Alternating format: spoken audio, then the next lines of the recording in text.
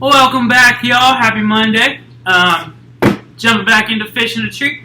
Today we're doing chapters 16 to 19. Make sure you answer all those questions down below. And yeah, I had to change the setup. I had some furniture come in and I couldn't keep my desk where it used to be, so I don't have the cool background anymore. Trust me, I'm sad about it. But I still have to get these books read, and you guys need to get your questions answered. So, also, my hair is starting to look like Justin Bieber when he was like 15. Don't judge me. I'm just playing. Okay, alright, chapter 16. What I've got. I like Mr. Daniels, but he's got a thing for reading. Always talking about books and how great they are. Personally, I'd rather have the flu. The last thing Mr. Daniels said yesterday was that we were going to write stories today and that it would be our chance to show him what we've got. The only thing I've got is a plan. With a big piece of cloth from a safety pin, my writing arm hangs in a sling. How can he ask me to write like this? I'm pretty proud, I must admit. All I have to do is remember not to move. I wish it really did hurt. It would be much easier. He sees me when I walk in, and it isn't long before he comes to ask me what happened. I had practiced the story all the way to school about how I tripped over my cat in the stairs and fell all the way down. You have a cat, he asks? Yeah. He nods. Then he glances down at my sling. Is it a new cat? No, we've had that cat forever. A regular member of the family. I say I'm feeling like I'm starring in a commercial for something I'd never eaten in a million years. He has a weird look on his face. He asks, what's its name? Whose name? Your cat. I panic. Pork chop, pops out of my mouth. He laughs. Pork chop the cat, huh? I bet the dogs in the neighborhood like that. I'm nervous and embarrassed, wondering why I have to be so weird. Wondering why I now have to watch the mind movie in my head of a furry meowing pork chop with a tail. But when the rest of the class sits down to do their writing assignments, he says I can read a book. I stare at the letters and watch them dance and move on the bright white page. My eyes ache and my head hurts. Mr. Daniels watches me, so I look down at the page and remember to turn it once in a while. With my eyes closed, I watch bright movies of me flying.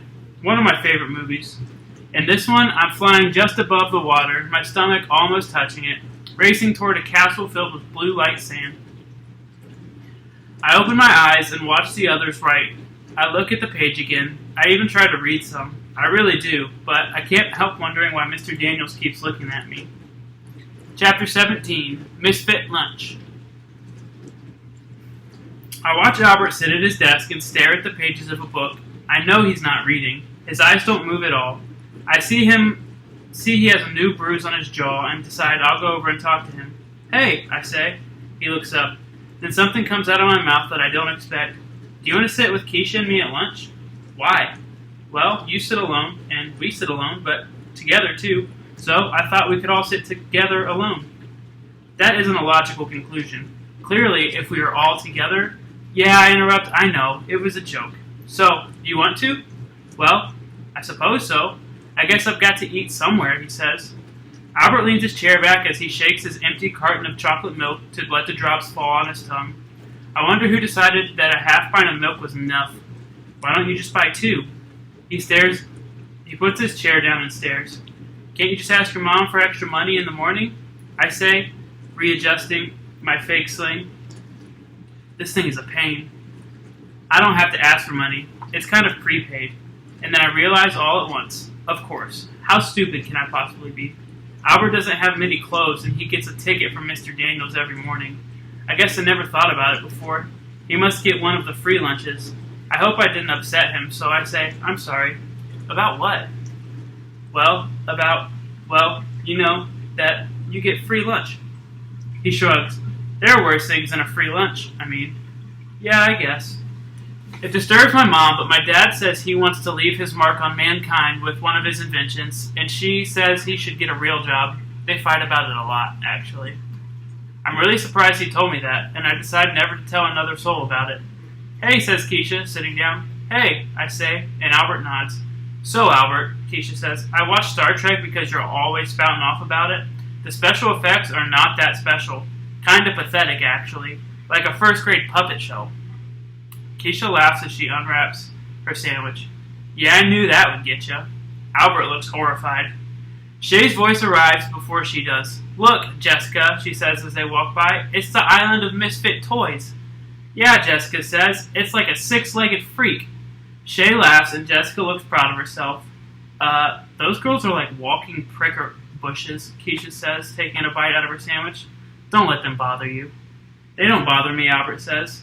It doesn't bother you at all that she called us misfit toys, I ask. It doesn't bother me, Keisha says. That girl can flap her gums about me until the sun rises and sets again. I don't really care. I wish I didn't care, and I wish I wasn't jealous of Shay and all that she says. Albert is wide-eyed, but why are the toys all misfits? Square wheels on a train can be fixed easily enough, Albert says, with an almost serious voice turned up to high. And what's wrong with the doll anyway? Why is it a misfit? It seems to adhere to the standards of a typical doll. Wow, he's in full professor mode. The Charlie in the box, he continues, is just like a Jack-in-the-Box in every way but his name. Something is not a misfit simply because it has a different name. That isn't true, I blurt out. He looks shocked. I suppose he isn't used to being corrected. He holds up his carton of milk. Suppose I say this is orange juice. Doesn't change what's inside. That's different, I say, thinking that the milk will feel like it's orange juice if it's told that enough. It is the same principle. I think of words like dumb and baby and think how wrong Albert really is. What about the cowboy, Keisha asks. He rides an ostrich instead of a horse. That has got to make him a misfit. It is logical to say that he's a misfit just because he chooses to ride a different animal provided he can carry out his cowboy duties. Albert, Keisha says, how can you possibly say cowboy's duties with a straight face? I don't understand, he says. Keisha's forehead touches the table, and he continues. Especially when you consider that ostriches run faster than horses, require less water to drink, and can use their legs and feet as weapons. They are fierce kickers with sharp claws. I, for one, would trade a horse for that. That's just logical. And then I think that if someone hung a sign on me that said anything, having that sign there wouldn't make it so. But people have been calling me slow forever. Right in front of me as if I'm too dumb to know what they're talking about.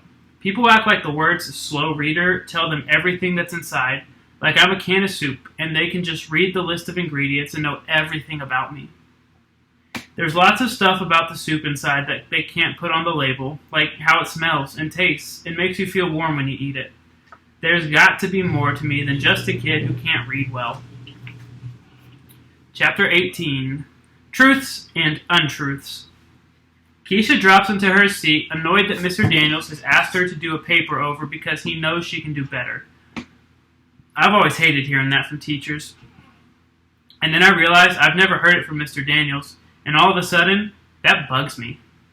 Since the day of the mystery boxes, I keep thinking about how good it felt to do something right, to fit in. That's what I want, to feel like everyone else, to be told that the work I know is terrible isn't good enough. I want him to tell me I can do better and see it in his face that he really thinks so. And then I remember that it is best I can do. I haven't written in class since I had the fake sling on my arm.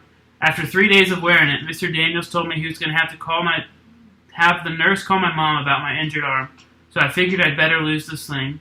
So now I'm stuck. I don't know who to be, the one who admits that I can't do it, or the pretender. Finally, I decide I'll give Mr. Daniels something so terrible he'll have to ask me to do it over. I don't even try to spell anything correctly, like I usually do. I put a whole bunch of letters together that I don't even know, and they don't even make sense. I walk up and hand it to him instead of putting it in the assignments cubby. Thanks, Allie, but if you're done, why don't you put it in the cubby? I push it over toward him a little more. I thought you may want to check it over. We lock eyes for a few seconds, and then he reaches out to take it from me. Okay, he says. He looks at it. His eyebrows scrunch up, and then he looks back at me. He stays quiet, thinking. I can tell. I hear it in my head. Do better, Allie. And I would. I would magically do better, and Miss Silver would carry a big trophy for me. So big she'd have to carry it on her back. Allie? Huh? I said you can just put it in the cubby then. And the pictures in my head pops like a bubble. I walk away without taking it back. As soon as we sit down in the cafeteria, Keisha announces to Albert, okay, this has been killing me. All day long. What? I ask. Albert, so this Flint shirt that you wear every day? He interrupts. I do not, in fact, wear the same shirt every day. I have 5 identical ones. Keisha's eyes are wide. Seriously, Albert? You bought 5 of the same shirts? He doesn't seem to think it's a big deal. It's the one I liked. Well, anyway, Albert, Keisha says, I finally found out what the heck your shirt means. I googled Flint, and you know what I found? His eyes widened. It's a place in Michigan. A kind of rock, something people use to light campfires. What arrowheads are made of, and a kind of sneaker. Albert doesn't say anything. Albert, did you hear me? What is the Flint shirt? That just makes no sense. No sense whatsoever. Albert fidgets. Hey, Albert, I say. You okay? You know Keisha didn't mean any harm. She just... I'm quite aware of her intentions. I worry. What are those? To find out why I wear this shirt. Funny how my brain makes me want to make things complicated and just cuts to the simplest thing. Well, the simplest thing with a bunch of fancy words in a mile-long sentences. The meaning of my shirt is not any of those things. He closes his eyes and he takes a deep breath. Flint is an immortal genius from Star Trek, Season 3, Episode 19. It is titled Requiem for... Keisha laughs, interrupting him. Albert, are you kidding me? Albert clears his throat and glances at the clock. Albert, I say, poking the side of Keisha's leg, and she, by some miracle, stops laughing. Go ahead. I want to know. After that day of being mean, I want to be extra nice. So Flint is a smart guy, I ask? Albert readjusts himself at his seat.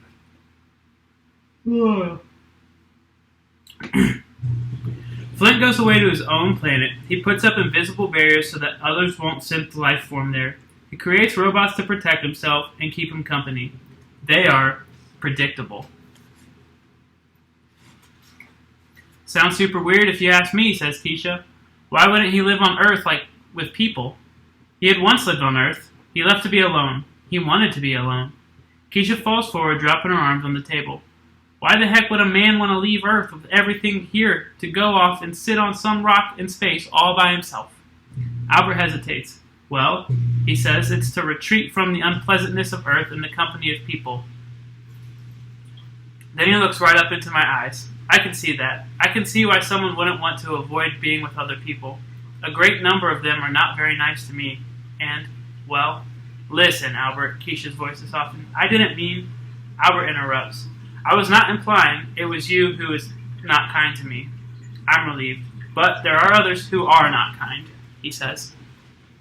Chapter 19, Not So Sweet Secret. Just as I thought my mother smiles when she sees Albert, Keisha, and me walking into Peterson's, she seats us in a booth right in the middle of the restaurant and takes our order. Keisha sits next to me, and Albert fills a good part of the seat across from us. So, Keisha begins, thanks for inviting us for ice cream. You're welcome. Must be cool to come here every day, she says.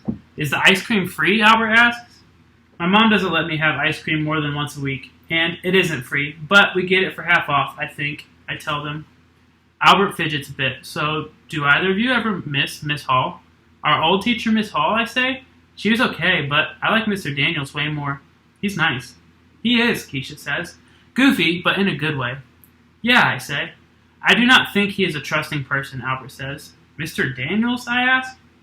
Albert rubs the palms on the top of his jeans. He inquired about my bruises. I think he hypothesized that they came from my parents. Then I had to speak to the school psychologist. He shifts in his seats. My parents rescue insects and arachnids from our home, taking them outside rather than killing them. It's illogical for my parents to have to save spiders and hit their own son. I look over at Keisha, hoping she doesn't know what to say. Hoping she knows what to say.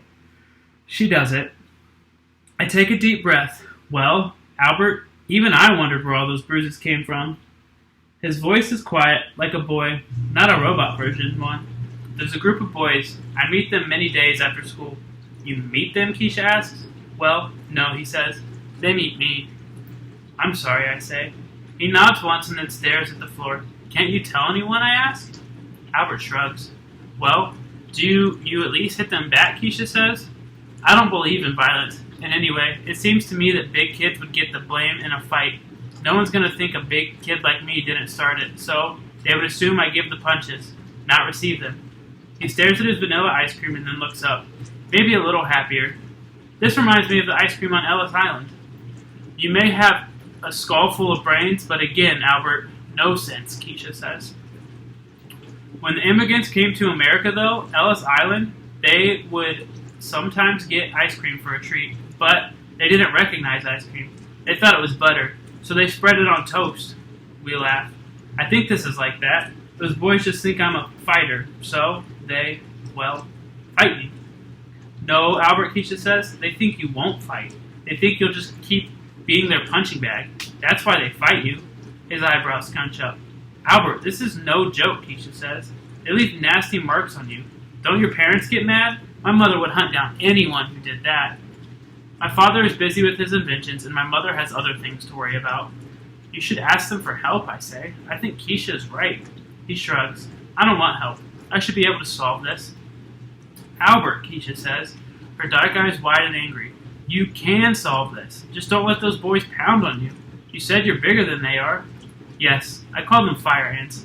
A group of small beings that can become overwhelming.